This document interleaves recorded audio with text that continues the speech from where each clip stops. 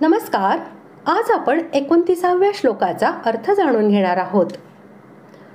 अशा प्रकारे अभेद भावनेने साधना करणाऱ्या सांख्ययोग्याचे ध्यान व त्याचे फल यांचे वर्णन करून आता भगवंत त्या साधकाच्या व्यवहार कालातील स्थितीचे वर्णन करीत आहेत. श्लोक 29. सर्वभूतस्थमात्मानं सर्वभूतानि चात्मनि ईक्षते योगयुक्तात्मा सर्वत्र समदर्शनः. श्लोकाचा अर्थ, ज्याचा आत्मा सर्वव्यापी अनंत चैतन्यात ऐक्य स्थितीरूप योगाने युक्त असून जो सर्वांना समभावाने पाहणारा आहे, असा योगी आत्मा सर्व प्राणीमात्रात स्थित व सर्व प्राणीमात्रात आत्म्यात कल्पिलेले पाहतो. सच्चिदानंद निर्गुण निराकार ब्रह्मामध्ये ज्याची अभिन्न भावनेने स्थिती झालेली आहे, अशाच ब्रह्मभूत योग्याचे वाचक येथे योगयुक्तात्मा हे पद आहे. याचेच वर्णन 5व्या अध्यायातील 21व्या श्लोकात ब्रह्मयोग युक्तात्मा या नावाने, तसेच 5व्यातील 24व्या श्लोकात, 6व्यातील 27व्या श्लोकात आणि 18व्यातील 54व्या श्लोकामध्ये ब्रह्मभूत या नावाने झालेले आहे. 5व्या अध्यायातील 18व्या श्लोकामध्ये व याच अध्यायातील 32व्या श्लोकामध्ये ज्ञानी महात्म्यांच्या समदर्शनाचे वर्णन आलेले आहे. तसेच हा योगी सर्वांच्या बरोबर शास्त्रानुकूल यथायोग्य असा सद्व्यवहार करीत नित्य निरंतर सर्वांमध्ये आपले स्वरूपभूत असा एकच अखंड चेतन आत्मा पाहतो. म्हणजे सर्वांमध्ये समभावाने पाहणे हीच होय.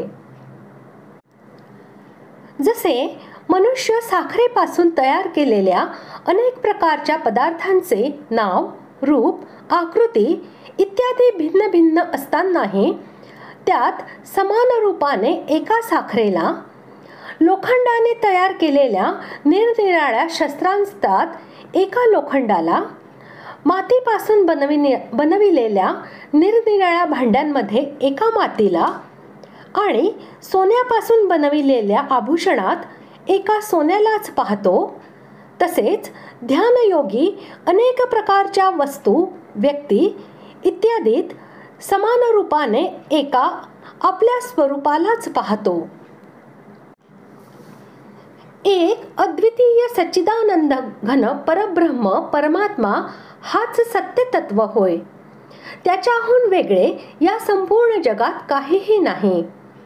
हे रहस्य चांगल्या प्रकारे समजून घेऊन त्यामध्ये अभिन्न भावनेने स्थित होऊन तो स्वप्नातील दृश्यांमध्ये स्वप्नद्रष्ट्या पुरुषाप्रमाणे संपूर्ण चराचर प्राण्यांमध्ये एक अद्वितीय आत्माच अधिष्ठान रूपाने भरलेला आहे असे पाहतो. म्हणजे एका अद्वितीय आत्म्यालाच या प्राण्यांच्या रूपाने पाहतो. त्याच्याशिवाय खरोखर अन्य काहीच नाही. ही गोष्ट अनुभविणे म्हणजेच संपूर्ण प्राण्यांमध्ये आत्मा पाहणे होय. अशा प्रकारे तो संपूर्ण चराचर प्राण्यांना आत्म्यामध्ये कल्पिलेले असे पाहतो. म्हणजे स्वप्नातून जागा झालेला मनुष्य स्वप्नातील जग किंवा नाना प्रकारच्या कल्पना करणारा मनुष्य हा कल्पित दृश्ये आपल्याच संकल्पाच्या आधारे आपल्यामध्येच पाहतो. त्याप्रमाणे पाहणे म्हणजे संपूर्ण प्राण्यांना कल्पिलेले असे पाहणे होय.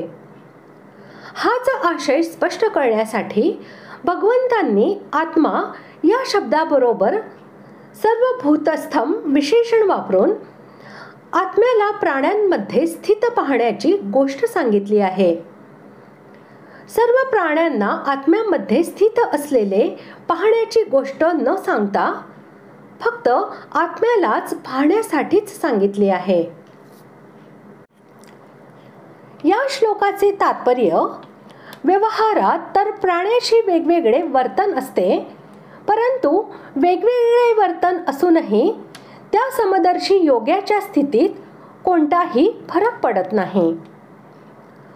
अशा प्रकारे आज आपण 29व्या श्लोकाचा अर्थ जाणून घेतला. पुढील भागात आपण 30व्या श्लोकाचा अर्थ जाणून घेऊया. धन्यवाद.